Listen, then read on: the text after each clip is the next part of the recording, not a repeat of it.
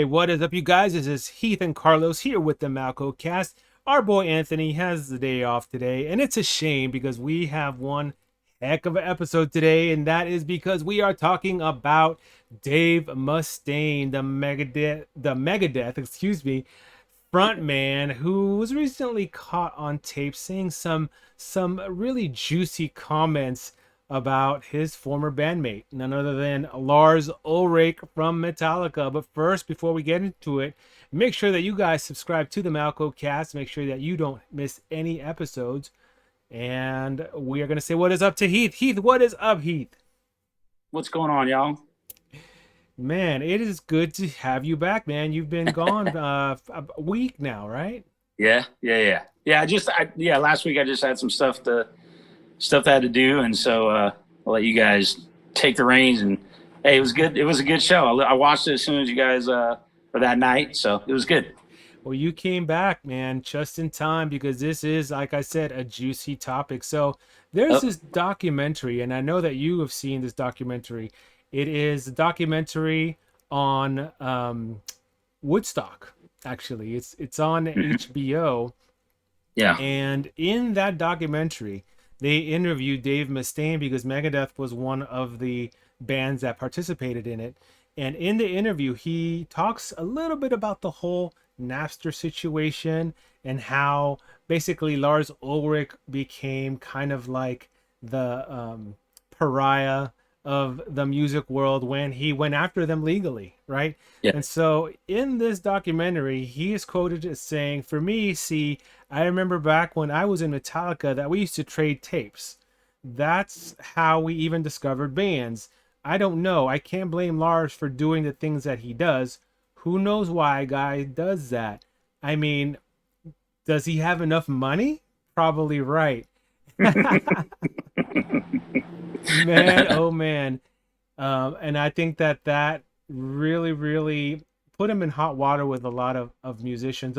But first, before we get into the comments, you remember Napster, right? yeah, yeah, Um, absolutely. I mean, it's funny when you talk about trading tapes. I mean, back in the day when I was a kid, I remember getting trying to think of some of the metal magazines. But you get the metal magazines, and in the back, literally, there was a place where you could put your address for people to send you tapes, and vice versa. Like you literally, it was tape trading. Like yeah, you could send you could send tapes all over the place, and that truly that was like the beginning of sharing music. But it was is cool it because true? it was a way for you to hear new music. And so Napster, I remember when Napster came out, and even before that there was that LimeWire or whatever it is, and Right, that Kazaa, that LimeWire. was oh yeah, there's a bunch of those file sharing sites. But I remember Napster, when it took off, and I remember I was like, holy smokes, man, I can literally look up any music that I can think of, and it's right there for the taking. It's right there, and it's free. You don't have to pay for it. Right. And so I think it was I remember I was a fan because as a younger guy you're like, man, I don't have money to go buy all the music I want. Granted, I had a lot of CDs, but shoot, Yeah. you know. Yeah, I mean, and I'm not gonna lie, I was an avid user of Napster and Kazaa. I didn't use LimeWire too much, but yeah, man, I would download full albums. I would download all of the. It was basically like being in a kid in a candy store where everything was free. I mean, you can download Right. anything and everything, really quite easily. All you had to do was, make a fake account or whatever, and make a funky username, and you're off. Right. You got the keys to the kingdom, so to speak. But I can remember, back in the day being so pissed, so really angry with Lars Ulrich for trying to shut this wonderful service down. And of course, I was younger, I was stupid, I wasn't doing music, I wasn't trying to sell music. So I was misinformed. I was really mad at Lars Ulrich, really kind of hated Metallica for it too, that they were trying to sue Napster and take this great resource away from all of us. Right. And I think going into it, when he started that process, I don't think he knew uh, just how big of a fuss it was going to make. I think initially his thought was, hey, it's our music, you know, we should be, if anybody's gonna give it away for free, we should give it away for free, and that sort of thing. Yeah. And so I think that he just kind of, when he, unfortunately, he went into it with the intentions of, hey, this is, as a business, this is our product, and it's just being handed out. But I'm wondering, I wonder, if he knew just how big of a fuss it was going to make if he really would have, if he still would have done it. Because you're right, a lot of fans were like, man, what are you doing? This is my, this is my chance to listen to music. No, I mean, exactly. In hindsight, I don't think he knew that this Napster thing was really going to transform the way that music is delivered to the public. Right. Now it's like you can't walk into a Target or a Walmart or anywhere really and pick up a physical copy of a CD anymore. Right. Yeah, the other day I drove by what used to be an old warehouse. I was like, whoa. The warehouse. Yeah. The warehouse, But there's some other there's a lot of documentaries about, the digital age, I guess you would call it. But Sean Parker, in reality, he really, when he started Napster, and obviously, there's been different, people have talked about Sean Parker in a lot of different ways. But one thing I will say is that he obviously knew he had his finger on something. He knew that there was something changing in the way that music was being delivered to the public. And it's interesting because back when when Napster really started to take off, and I think when the lawsuit started coming, he went to the labels. He actually reached out to the labels and tried to get them to sit down and just have a conversation and embrace it. And just kind of talk about it. And unfortunately, the labels and the heads of the labels, they all buried their heads in the sand and tried to act like nothing was happening. But unfortunately, we look at it now. You fast forward 20 years now or less, and I mean, look at it. I mean, literally, we're going. I think this last year, 2020 ended up like 85% of the revenue from music was digital. Yeah. Was digital. Either streaming, most of it streaming, some downloads, and really the terrible part about that is it's so much less for the artist because the artist, as we know, many people talk about it, it's 0.008 cents per stream. But let's remember, if you're an artist and you're signed to a label, most likely the label owns your music. Yeah. So at least from what I've heard, I mean, it's to the point where like artists are getting 7% of the 0.008. Jeez. I mean, let's face it, it's nothing. They're really getting nothing. So it's a tough business to be in right now. Yeah, and absolutely. Had I have known what I know today and how music is distributed now, and just that statistic that you gave, I would have been on Lars Ulrich's side, man. I honestly would have, because like Dave Mustaine recently said, I was saying the same things way back when all this was popping off. Like, how much money does Metallica need, right? And I have to think that Dave Mustaine is still a little bit butthurt that he got kicked out of the band. Sure. Because he is a musician and he knows the deal. He sells records. Megadeth is a great band. I love Megadeth. But I just kind of think that he put his foot in his mouth a little bit when he said that, and that's simply because he knows the game, and he's a multimillionaire too, just like Lars Ulrich. Sure.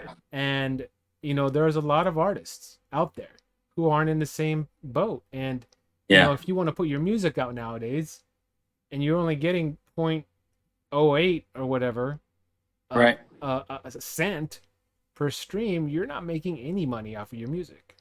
No.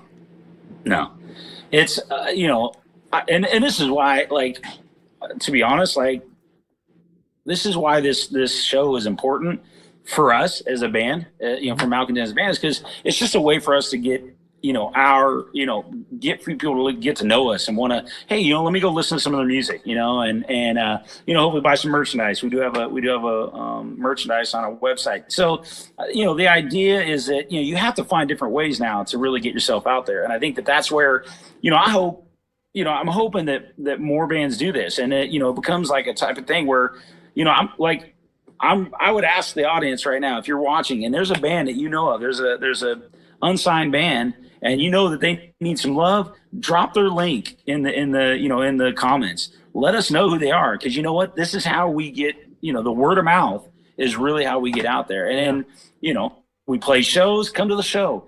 If you see that we got merchandise up, buy some merchandise. That's how you can help to support artists these days, because again, it's really not about selling music anymore, it's kind of a shame, because it's really transformed the industry to where it's less about, I hate to say this, it's less about making the music as it is promoting your social media and getting your social media stats, because that's where it's at these days. And it sucks because to be honest, we're losing money, basically. I'm just gonna be completely honest with you. We're losing money, but why do? We do it because we love music. We love to create. Like, we're all creative types, and we love to create music and put it out there for you guys. But to be honest, like, unless people are buying merch and coming to shows and that kind of thing, I please stream the crap out of our music, but more than anything, share it. Share it and tell people about it and get them. That's the only way that we as artists can have any control over our own destiny, I guess you would say. And the best part about streaming and sharing and commenting and liking, subscribing especially, is it's all free. You don't have to reach into your wallet and do any of this stuff. But back in the day, to support a band, you would have to go to a show, you would have to buy a CD, or buy a shirt or whatever. And don't get me wrong, those things are still very, very much supported of the band. But in this digital age that we found ourselves in, the currency is now in views, right? Everybody is trying to chase the views. In my opinion, and let me know if you agree with me, I think that Napster and just technology in general has really diluted music. I think it's diluted it. It's cheapened it, is what I want to say. That's the correct word. It's cheapened it, because it's so easy to share now. It's so easy to listen to. If I want to listen to the new Thrice album, which I know that they're dropping their new album very shortly, very soon, I can just go on YouTube and listen to it. Yeah. I don't have to buy anything. Yeah. But how do I support them? By liking, by sharing, by commenting. Telling everybody I know about them, going to their shows and stuff like that. So yeah, I'm 100% with you. I mean, the digital age has been, and I think we've talked about this in other episodes, but really it's a two double-edged sword. So it's really been great for local unsigned artists, because guess what? In the old days, you'd be chasing the distribution deal. Like, that was when you made it, when you got a distribution deal, because then that meant that your music was literally worldwide. Anybody could walk into a store worldwide and buy your music. Right. So that back in the day, that's what you were chasing. You were chasing that distribution deal. Obviously, marketing comes along with it. But nowadays, guess what? I purchased our distribution deal. It costs us, I don't know, $40 a year. Literally, we can upload as much music as we want. For $40 a year, and literally it's worldwide. It's actually probably more readily available to people than it was back in the day when all we had was physical copies.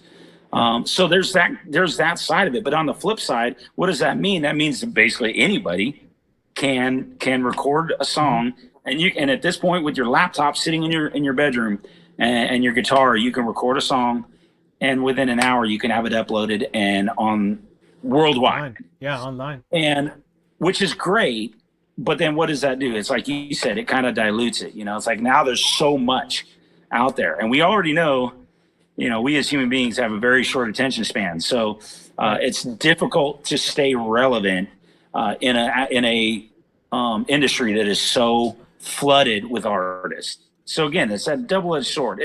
It's great that people were able to get their art out there, but on the flip side, how do now it's how do we stay relevant? Right. Now, what do you think of the comment where he basically called Lars Ulrich greedy? Now, back in the day, I would have agreed with him, but not anymore.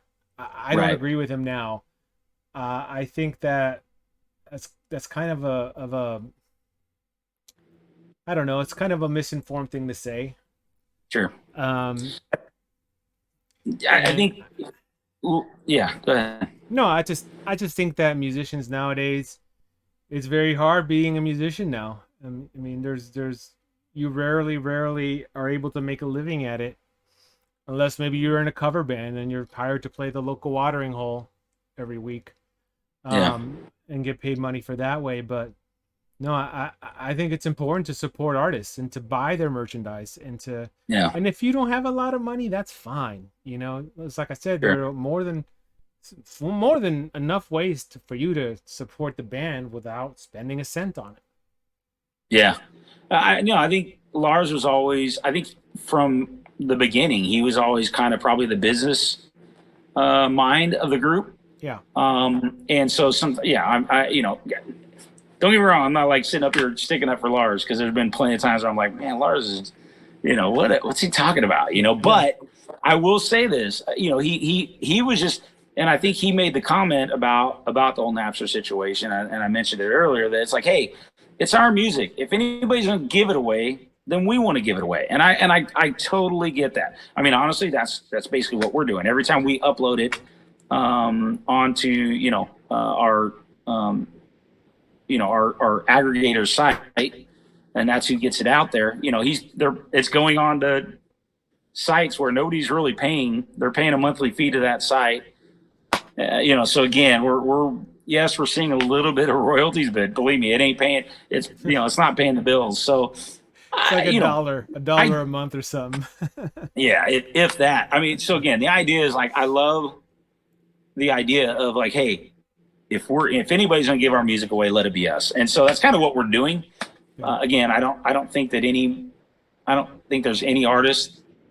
music artist that would tell you these days that they're making anything off of their music. It's all about merchandise, concert ticket sales, Yeah. and then obviously if you can get your social media following up there, it's where you're able to monetize that. Yeah. Then that's just another way to do it.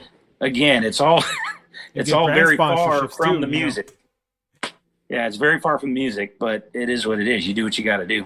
Exactly. We can blame videos of cats skateboarding for the decline of Yeah, of music.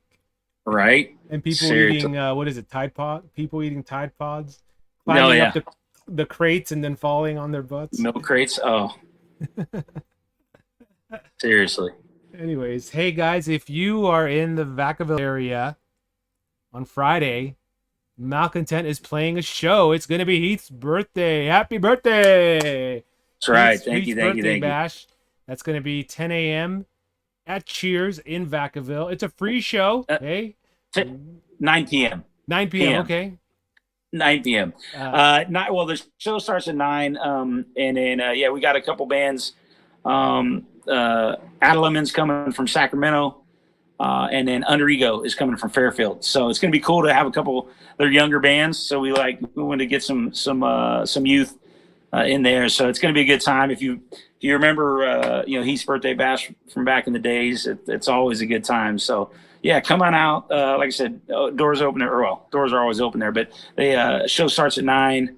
Come on out, support local music, and you know what? I definitely like what I said earlier. Like if there's a band that we need, that needs some love, drop their link in the comments below and tell us about them. Let us. I'd really love to be able to start highlighting some other bands, especially in the local area. But I don't care where they're from. If they're a good band, they're a good band. Let's pump them up. Yeah, and if you drop a link to a band that you guys follow, they might just end up on our show.